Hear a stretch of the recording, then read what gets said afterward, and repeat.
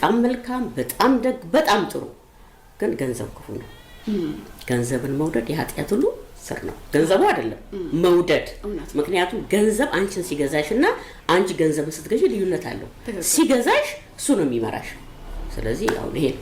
ለሁለት ጌታ መገዛት አችሉም ብሎ መጽሐፍ ቅዱስ ላይ የሚያስቀምጠው ለክርስቶስና ለገንዘብ ነው ገንዘብ ነው ጋጂ ተራርጎ በመጽሐፍ ቅዱስም የተቀመጠው እውነት ነው ስለዚህ በማከላቸው የነበረው ግንኙነት መላላት የጀመረው ከየትኛው እድሜው ጊዜ ጀምሮ ነው የመጀመሪያ ልጅ ወልስቶልድ በኔጅ ነው ሁለተኛ ልጇቹት ሲፈነንም ስትወልድ በኔጅ ነው ምንም ችግር አልነበረም 2004 ማለት 2010 መጨረሻው ሾፌር ሆኖ የገባው ልጅ አለ ከሷ ማይለኝ እና አላቅም በረከት እስከዛ ጊዜ ድረስ በጣም ጥሩ በጣም መልካም ልክ ይሄ ሾፌር ገባ አሰርቶ ይግባ እሱና እግዚአብሔር ናቸው የሚያውቁት ኢሚዲየትሊ ከ2012 ጀምሮ ቤተሰብ ማየት አትፈልግም እኔም ብቻ አይደለም ወንድሞቿን እህቶች ማንንም አትፈልግም ስለዚህ በማየው ነገር እንደናት ተቆጥቻ ቃለው ይሄ ነገር ትክክል አይደለም አንቺ ያደግሽው በእግዚአብሔር ቤት ነው በእግዚአብሔር ቃል ነው አሁን እየሄድሽበት ያለው ነገር ጥሩ አይደለም ብዬ ተቆጥቻ ታቃለው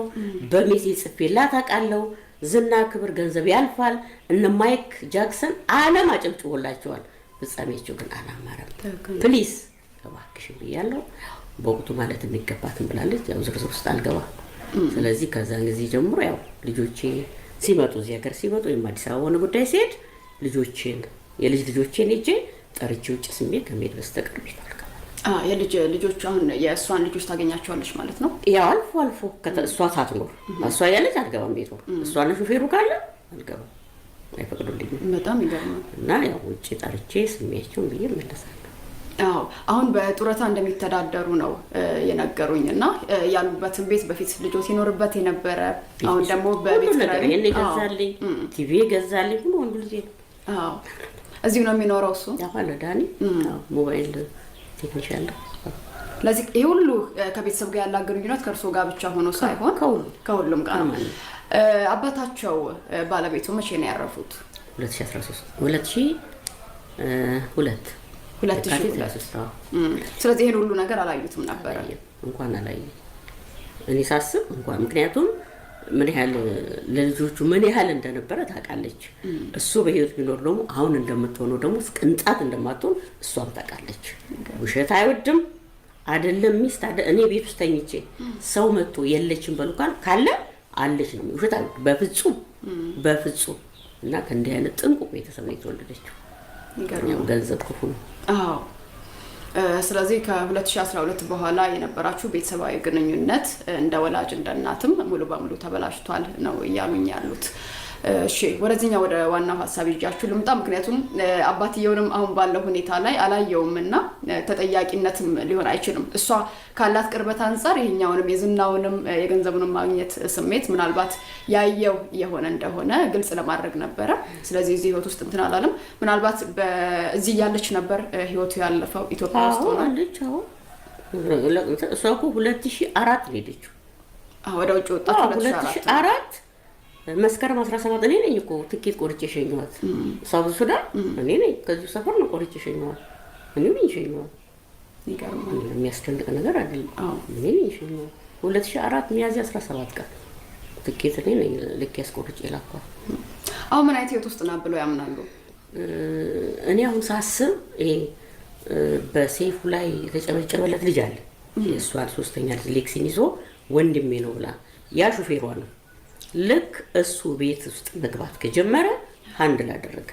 ቤተሰብ አይገባም ውጪ ብሎ ያለኝ ሰው ከቤት ውስጥ ዛት ሚስ ስለፈቀደችለት ነው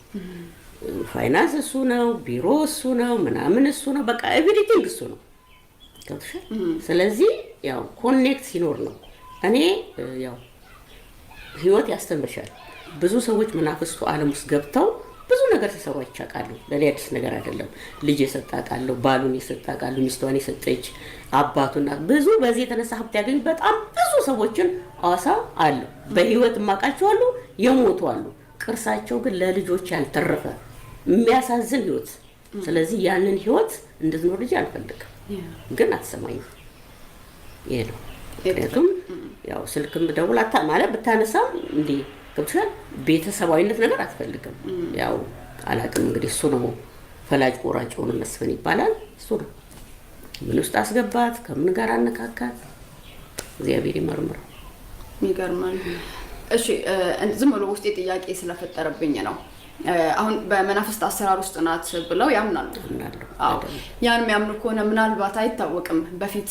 በዘር ውስጥ ያለ ነገር እንዲህ ከመናፍስት አሰራር ጋር የነበረ ያው እንደነገሩኝ ክርስትና ነው፣ ግን አላውቅም። ለምን መሰለሽ እኔ ወደ ጌታ ስመጣ ወደ ቸርች የእናቴን ጨሌ ጥዬ ነው። ባለቤቴም ከሱሉልታ ሲወጣ ገልማ አፍርሶ ነው። ስለዚህ ሁለታችንም ሰውተን ነው የወጣ ነው። እንደ ዮናስ ሰብሮና ሰብረን ነው የወጣ ነው። ስለዚህ በዚህ ሁሉ ዘመን እኔ እንግዲህ በጌታ ቤት 45 ዓመቴ ነው። 67 ነው ወደ ጌታ የመጣሁት። ባለቤቴ ደግሞ 63 ምናምን። እስካሁን ድረስ በጌታ ነን። በድካምም በብርታትም በስራትም በማጣትም በማግኘትም በእኔና በሱ መካከል በመንፈሳዊ ነገር ምንም አይነት ችግር ህይወት ብርሃን ትልቁ ቸርች ፓስተር ጌት ጎረቤታችን ነው። እያንዳንዱ መጠየቅ ይቻላል። ምንም አይነት ችግር የለም። ስለዚህ አሁን ገንዘብ ከመጣ ዝናው ከመጣ በኋላ ወደ እሷ የመጣ ነው ማለት ነው።